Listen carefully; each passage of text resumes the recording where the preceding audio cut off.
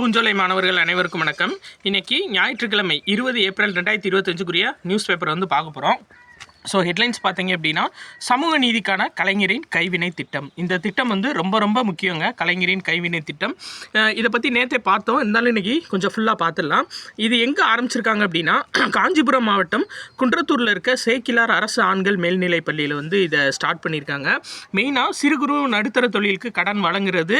அது போக இந்த திட்டத்தோட முக்கிய நோக்கம் என்ன அப்படின்னா, அதாவது விஸ்வகர்மா அப்படின்னு சொல்லிட்டு ஒன்றிய அரசு ஒரு திட்டம் கொண்டு வந்தாங்க. அந்த திட்டத்துக்கு மாற்றாக தான் கலைஞரின் கைவினை திட்டம் கொண்டு வந்திருக்காங்க. சரியா, நேற்று பார்த்தோம்ல. இப்போ விஸ்வகர்மா திட்டம்ன்றது 2023 வந்து கொண்டு வந்திருக்காங்க. இந்த விஸ்வகர்மா திட்டத்தோட முக்கிய நோக்கம் என்னென்னா, பாரம்பரியமாக ஒருத்தவங்க வந்து ஒரு தொழில் செஞ்சுட்டு வர்றாங்க அப்படின்னா, ஒரு குடும்பத்தில் அதில் யாராச்சும் புதுசாக ஒருத்தங்க அதே தொழிலை செய்யணும்னு ஆசைப்பட்றாங்கன்னா அவங்களுக்கு 3 லட்சம் ரூபாய் வரை கடன் வழங்குறது. சரியா, 5% வட்டி வீதத்தில் கடன் வழங்குறது. சரியா, சரி.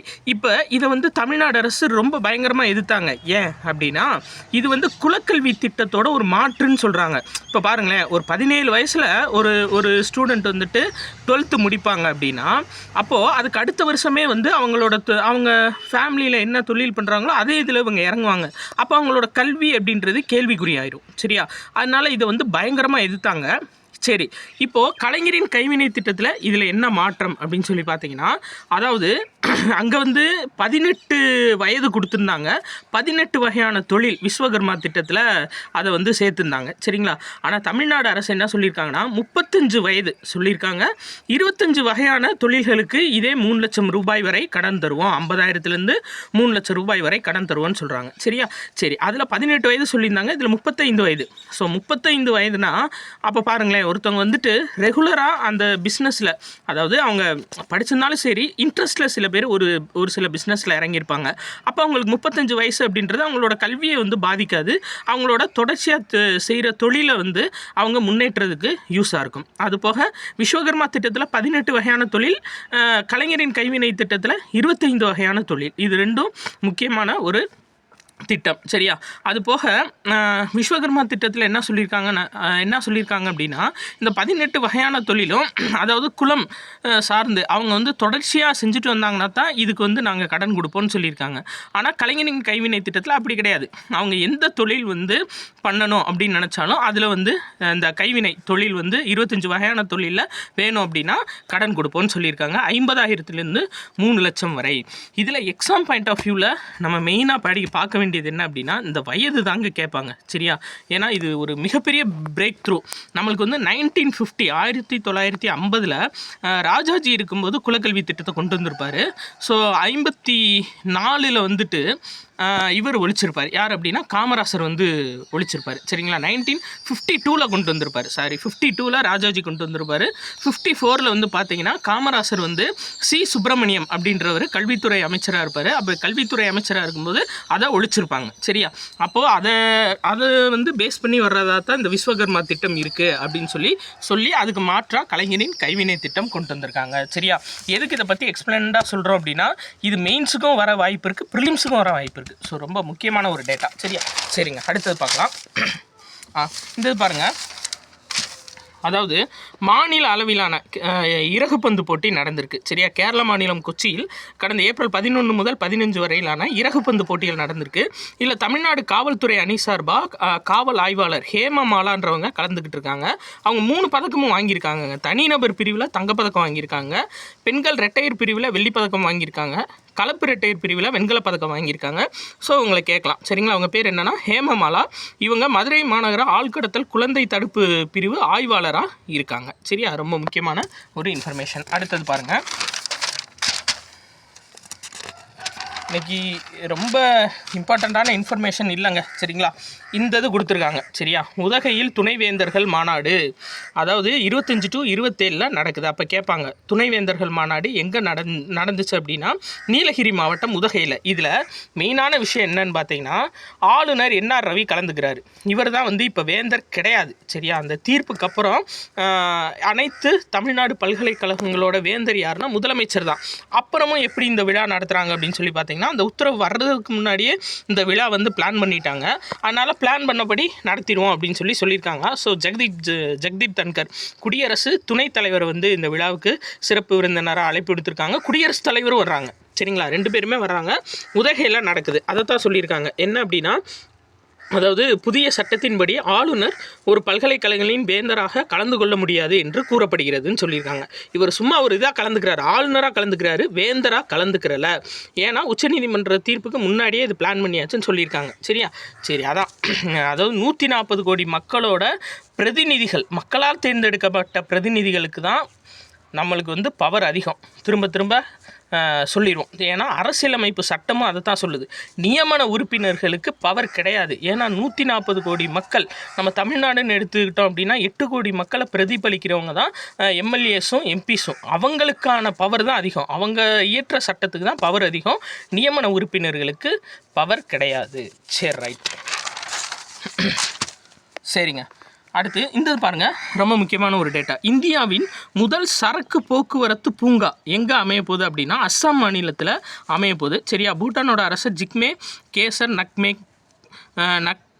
நாம் கியேல் வாங்சுக். சரிங்களா, ரொம்ப டஃப்பான பேராக இருக்குது. பூட்டான் அரசு ஜிக்மே கேசர் நாம் கியேல் வாங்சுக் அப்படின்றவர் வந்து பார்வையிட்டிருக்காரு. இதில் மெயினாக நம்ம பார்க்க வேண்டியது என்னென்னா, இந்த அதாவது இந்தியாவோட சரக்கு போக்குவரத்து பூங்கா இருக்குல்ல, இது எந்த திட்டத்தின் கீழே அமைக்கப்படுது அப்படின்னா பாரத் மாலா திட்டத்தின் கீழே அமைக்கப்படுது. ரொம்ப முக்கியமானது.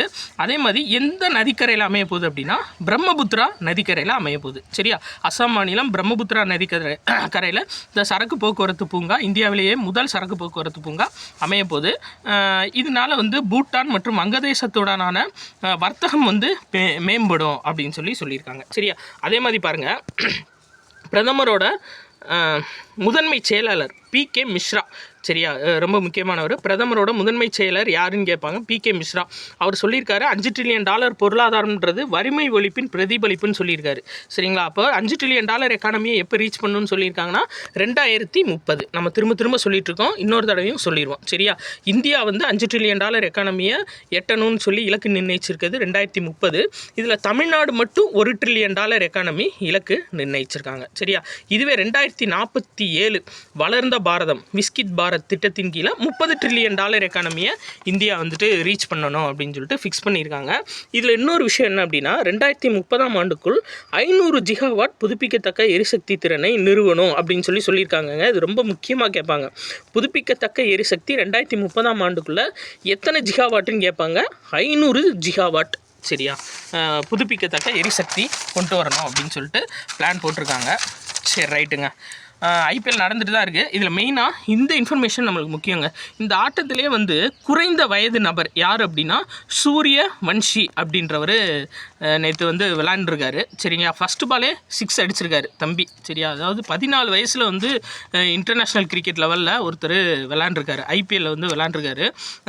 எந்த டீம்லனா ராஜஸ்தான் ராயல்ஸ் டீமில். சரி, அப்போ மேபி கேட்கலாம், அதாவது குறைந்த வயதில் IPLல விளையாண்ட வீரர் யார் அப்படின்னா சூரியவன்ஷி, 14 வயசு. அப்போ வந்து 9th படிக்கிற பையன் வச்சுக்கோங்க. 9th படிக்கிற பையன் IPL விளாண்டுருக்காப்புல. சரியா, சரி, ரைட்டுங்க. சூரியவன்ஷி எந்த டீமுக்கு அப்படின்னா ராஜஸ்தான் ராயல் டீமுக்கு. இதையும் நான் வச்சுக்கோங்க. இன்னொன்று இந்ததுங்க, அதாவது நம்ம பார்த்துட்டு வரோங்க இல்லைங்களா, டெய்லி மகாராஷ்டிராவில் நடைபெறும் ஃபிடே மகளிர் கிராண்ட் ஃப்ரீ செஸ் போட்டியில் 5வது சுற்றில் இந்தியாவோட வைஷாலி வெற்றி பெற்றிருக்காங்க. சரிங்களா, அப்போ வைஷாலி அப்படின்றவங்க எந்த விளையாட்டுடன் தொடர்புடையவங்க அப்படின்னா செஸ் விளையாட்டுடன் தொடர்புடையவங்க. சரிங்களா, அப்படியே படத்தோடு சேர்த்து ஞாபகம் வச்சுக்கிட்டீங்க அப்படின்னா உங்களுக்கு மைண்டில் நின்றும். வைஷாலி அப்படின்றவங்க செஸ் விளையாட்டுடன் தொடர்புடையவர்.